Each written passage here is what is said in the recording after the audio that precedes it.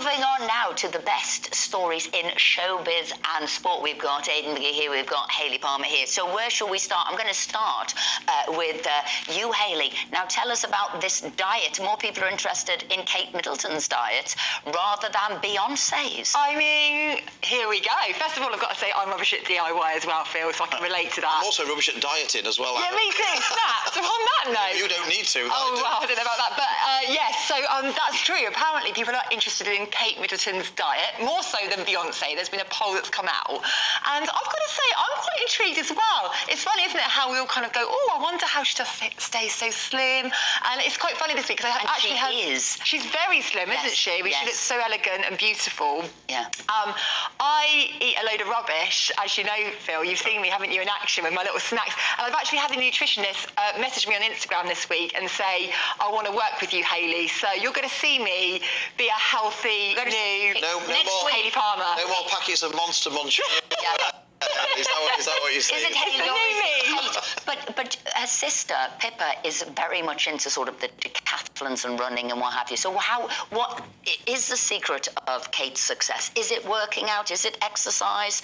I'd imagine she's quite strenuous as well. I'd imagine she doesn't eat any snacks or just eat. Yeah, I think when you have got that kind of status, I mean, you must have someone that's probably cooking your meals for you, which would be really lovely, wouldn't it? That would be the absolute dream. I think she probably is naturally slim. Like, the family look like they kind of look like they are. But they probably do like Pilates and yoga, I would imagine. But yeah, I mean, when you've got someone training you, I think that's the key. Yeah. Because I've got no discipline. So it's the training, it's other people doing your... Are you? I am indeed, yeah. And how is it doing? Are you on the Kate diet or the Beyonce diet?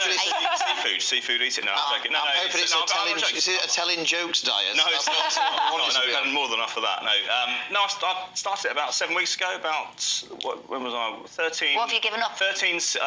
Everything you can think of, carbs mainly, chocolate, sweets, anything calorific. So I've developed a smoothie which is 235 calories. That's the protein scoop. It's avocado, which is quite calorific in itself, but very, very good for you, very nutritious. It's getting boring, isn't it? It's getting boring. And there's raspberries. There's no wonder he's so miserable all the time. That would explain it. Well, that's excellent. Do you eat 2 other meals, or is it... Yes, I do other meals. But I tend to only eat now between 12 and 8, though. Anyway, getting up back really onto the sport. Haribo Cup final. Haribo Cup final. Yeah, we have got the Carabao Cup final. We touched on it last week, didn't we? Newcastle got a goalkeeping problem, but they've solved that.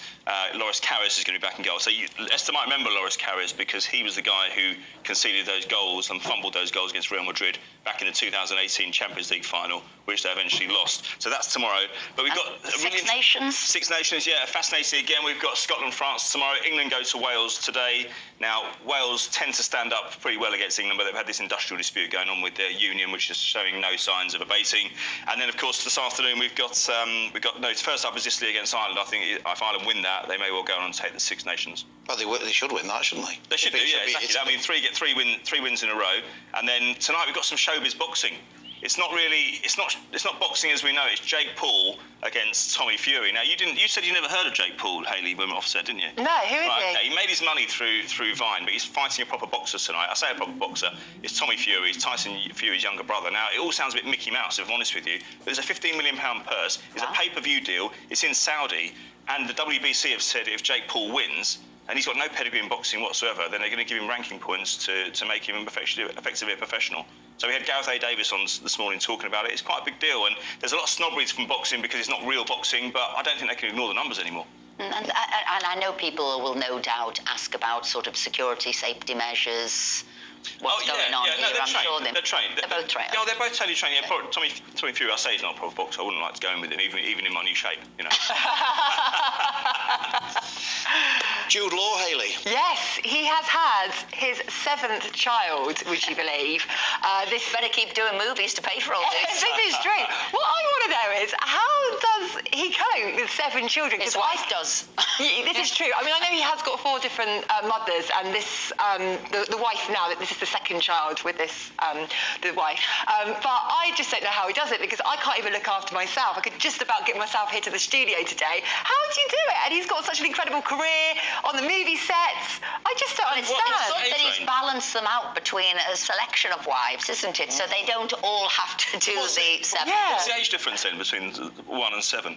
I think they're going right up to into their 20s, I think Wow. I read. Yeah. Read, yeah. I mean, our friend and colleague Jacob Rees-Mogg, who's got his new show starting on GBNEWS on Monday, which I hope everybody will tune in for. I will be. 8 o'clock, isn't it? Yeah, he's got 6. Oh, has he? And I think all 6 of them were sort of. I think he had 6 under the age of 10 9 at or one something. point. Wow. Right. That must be crazy in the mornings when you're getting ready.